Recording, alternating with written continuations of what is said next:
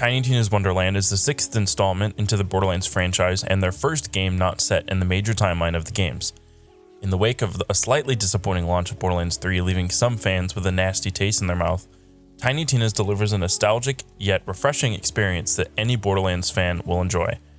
It has become a norm for AAA titles to launch incomplete and buggy as hell, but Tiny Tina's is a breath of fresh air launching with minimal bugs. I never ran into anything really game-breaking or absurd other than some server issues that kind of plagued multiplayer.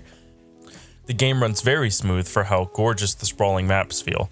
I was getting 90 plus FPS on a 1660 Ti in areas that, if they were loaded into Borderlands 3, would tank my FPS. Speaking of gorgeous areas, the set pieces in this game are amazing. There were points during my playthrough that I've genuinely sat back and just took it all in. And not many games do that for me nowadays. Elden Ring did it. Destiny still does it to me. And this game was one of them that's come out very recently that's done it. The music really rounded it out as well, setting the atmosphere. Borderlands is normally a very like Mad Max apocalypse feeling game. So seeing castles and villages and desert oases and hearing music to reflect those areas was really refreshing.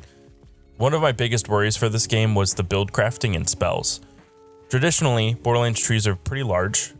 In this game, they aren't as big to make way for multi-classing, which is a first for Borderlands, and I was worried that they might feel underwhelming, but I totally dig it.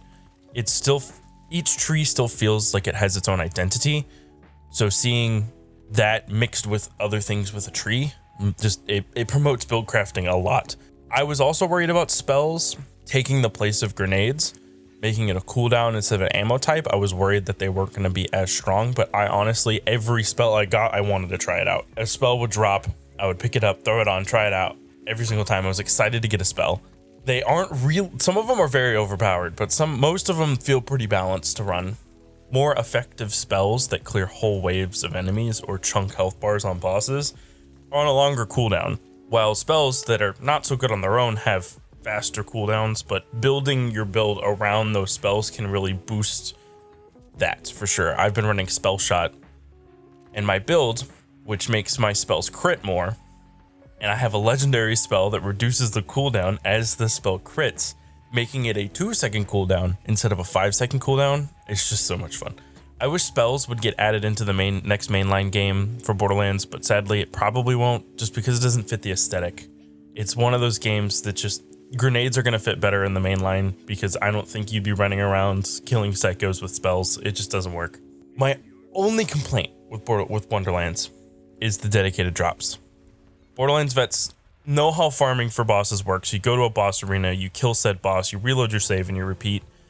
Wonderlands does not have very many bosses that respawn, let alone drop a whole lot of gear, so farming is a little weird. There are a couple bosses that will respawn, but I think this is to promote doing a lot of your endgame grind in the chaos kind of mechanic at the end. It's like Mayhem, but also mix it with some dungeon crawling from Diablo. It's really fun.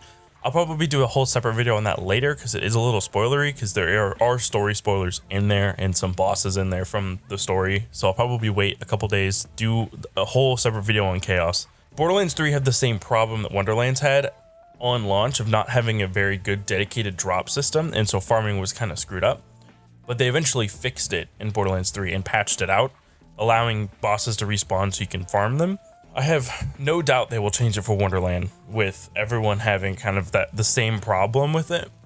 It's not a huge negative for me, but it is my only negative. Overall, Wonderlands is a very refreshing return of the chaotic mind of our explosive Bunker Master Tina. If you like D&D and you like Borderlands, this is the game for you.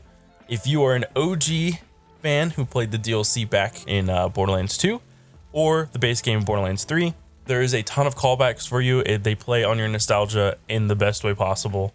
If you haven't touched Borderlands 3, you can still come into the game and it would make total sense because it technically takes place before Borderlands 3. There are some references to characters. You don't need to know them. It's not like the major part of the story. I give this game 13.5 goblins out of 4. I'm going to be covering this game a lot more in the next coming weeks with my Chaos video that I have planned, a build video on my build, a build video on my friend's build, and just general news and updates. This isn't the end of Destiny content. There will be still more on that later, and we have more stuff in the works for you guys. And yeah, Thank y'all for coming out. I really do appreciate it. And we'll see y'all next time. Good.